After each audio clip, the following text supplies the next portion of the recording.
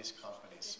Many lack of democratic institutions, also due to these companies really have a presence in these countries.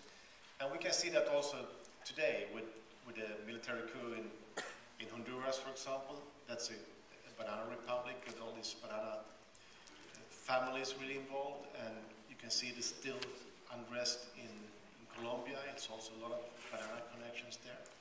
So the story is huge, huge, huge. She would like to know, how did you discover this story, and how did you decide to film it? The case of these workers being damaged by this pesticide is well known, and the story has been ongoing for more than 15 years. What I found was interesting is that these American lawyers who are active in Nicaragua, for the first time, you know, the bananas has been transported from south to north for a long time. Suddenly the banana workers were making the same journey. And for me that was a new angle of a classical film story.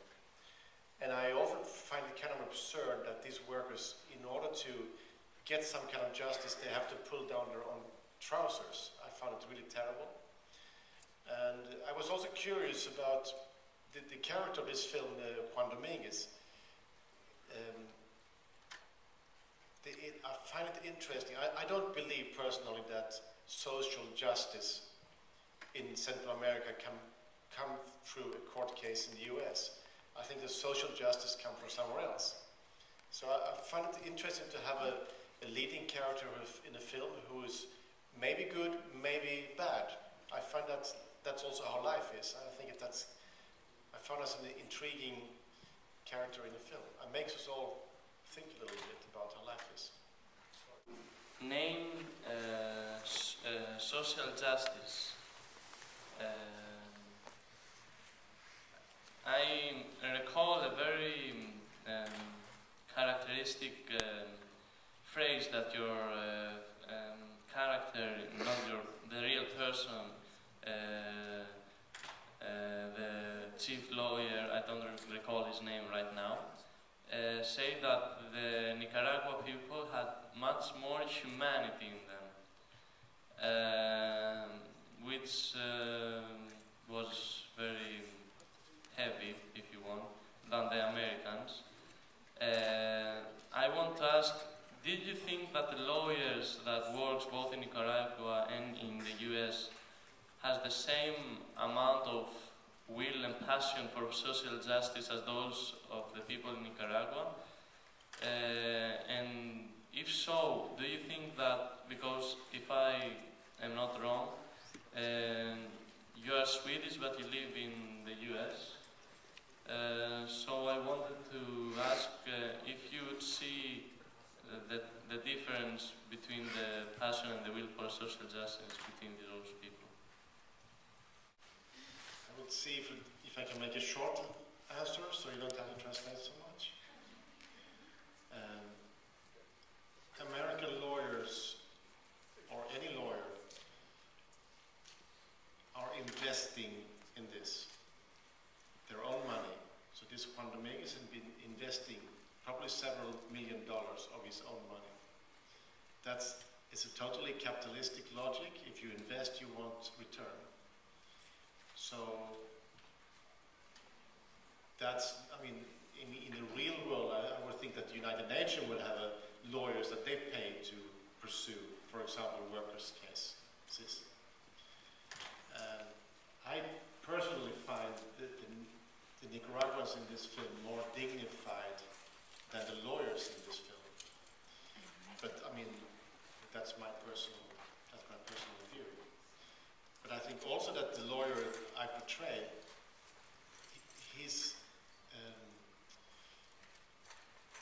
the reason why he's doing this is not only money. It's also because he's an immigrant boy in Los Angeles. He wants to show the white faces that also he can be successful. I think that's a really important driving force for him. And the third thing is that I think that when you've been working on a case for a long time, you also want to win because you want to give this victory to your clients. So in one way you are in the same team as the clients, and so I think he wants to win. He wants to be rich and famous, and he wants to have the most beautiful girls, of course. I mean, who doesn't?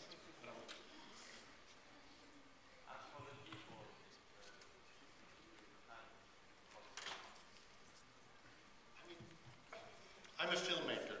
I try to tell a story. I can't represent the will of the Nicaraguan people. I don't know how they think. I mean, I talk to a lot of people. I mean, it's up to you. You see the film and you make your own perception of what you think. I mean, this story is so complicated. When I came to Nicaragua, I could see people who have almost given up. I've been working many times in Nicaragua. I've seen this place in full revolution. I've seen it in the middle of the wars. I've seen it in all the depressions. And what I see now is that people, all the utopias are kind of dead. So the hopes are now with God, mainly with God, in the next life. It's kind of very depressing, I would say. And of course they hope for some social justice, but they don't really believe it will come. And this is one of the last cards they can play is the Americans' lawyers. For me, it's a sad story that the only hope stays with God or the American lawyer. I mean, to be honest. When I was there in the 80s, the hope was that the people united could do something. But that hope is kind of vanished somewhere. First of all, it's a very inspirational movie, and thank you for making it. Because, you know, many such causes go to waste, and nobody ever gets vindicated.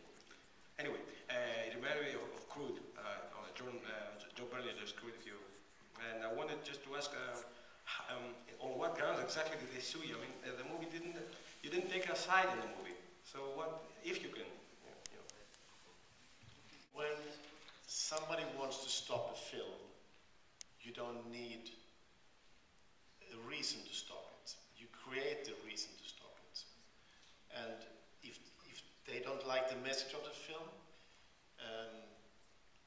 they attack it anyway. And their normal reaction is that they expect us to give up because they're so powerful.